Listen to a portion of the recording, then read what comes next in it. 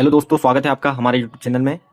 जिन दोस्तों ने भी जो एमपी पुलिस बैंड का बैंड वादन टेस्ट जो 60 अंक का है और जो 20 सूची टेस्ट है जो 15 नंबर का इंस्ट्रूमेंट बजाने पर जो मिल रहे हैं, उसको पास करने के बाद अब समझ नहीं आ रहा है कि इंटरव्यू में जो इंटरव्यू बोर्ड है वो क्या पूछ सकते हैं। तो आज हम बताएंगे कि इंटरव्यू बोर्ड आपसे क्या क्या पूछ सकते हैं। ठीक है, तो जो इसमें कोई लिखित परीक्षा नहीं है। इस एग्जाम में जो 60 नंबर अंक आपके जो बैंड वादन टेस्ट और 15 नंबर 20 सूची के हैं और जो 25 नंबर इंटरव्यू के हैं, इस बेसिस पे आपका फाइनल सिलेक्शन होगा। जो फाइनल मेरिट निकलेगी वो इसी बेस पे निकलेगी। ठीक है, तो हम अब देखेंगे सबसे फर्स्ट पॉइंट के इंटरव्यू बोर्ड आपसे क्या पूछ सकता है। तो सबसे पहले सेल्फ इंट्रोडक्शन। सेल्फ इंट्रोडक्शन क्या है?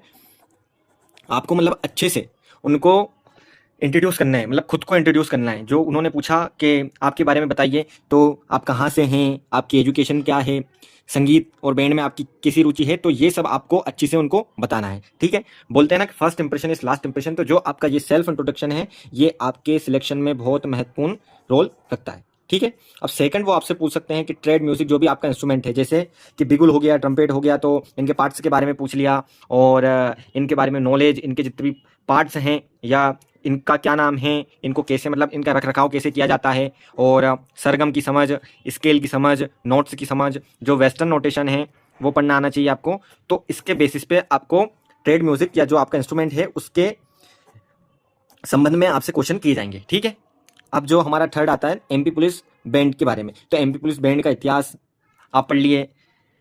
इसके बाद आपका जो एमपी पुलिस में डिसिप्लिन है और जो 26 जनवरी और 15 अगस्त की परेड में भूमिका जो हमारे एमपी पुलिस बैंड की है उसकी भूमिका के बारे में आपसे पूछ सकते हैं।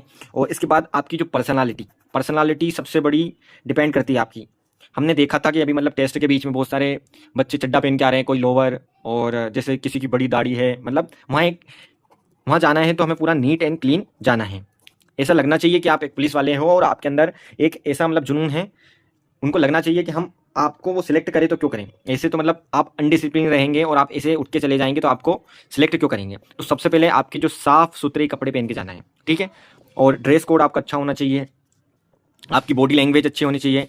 आपको मतलब ऐसे कभी वहाँ अंदर जाने से पहले आपको परमिशन लेनी है और वहाँ पे डायरेक्ट चेयर पे जाके नहीं बैठ जाना है। आपको सबसे पहले साइड में खड़े होना है, फिर वो बोलें कि आप बैठ जाइए तो फिर आपको बैठना है। ठीक है, और आपको कॉन्फिडेंस रखना है, वहाँ पे घबराना नहीं है और आपको हिलना डुलना नहीं है। एक बार बैठने के बाद आपको पूरा व्यवस्थित और उनकी आंखों में आंखें डालकर ऐसे बात करनी है। ये सब नोटिस करते हैं वो हर चीज़।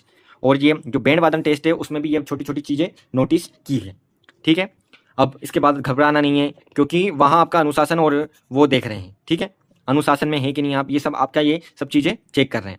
और जो आपका कॉन्फिडेंस है कॉन्फिडेंस रखना है, ओवर कॉन्फिडेंस नहीं होना है। और अभी हमने देखा कि जो बच्चे ओवर कॉन्फिडेंस हुए उनको बाहर कर दिया है। ठीक है, तो इतना ही था। ये इन सब बेसिस जितने भी ये सेल्फ इंट्रोडक्शन हुआ, ट्रेड म्यूजिक हुआ, इनके बेसिस पे आपसे पूरे क्वेश्चन किए जाएंगे। ठीक है, और इसके अलावा आप एमपी का जीके वगैरह भी पढ़ लीजिएगा।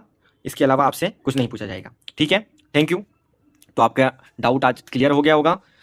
और आप अगर आप चाहते हैं कि हम किसी बैंड वाले से बात करें या उसका इंटरव्यू लें तो आप बताइएगा, हम उसके लिए आपके लिए इंटरव्यू ले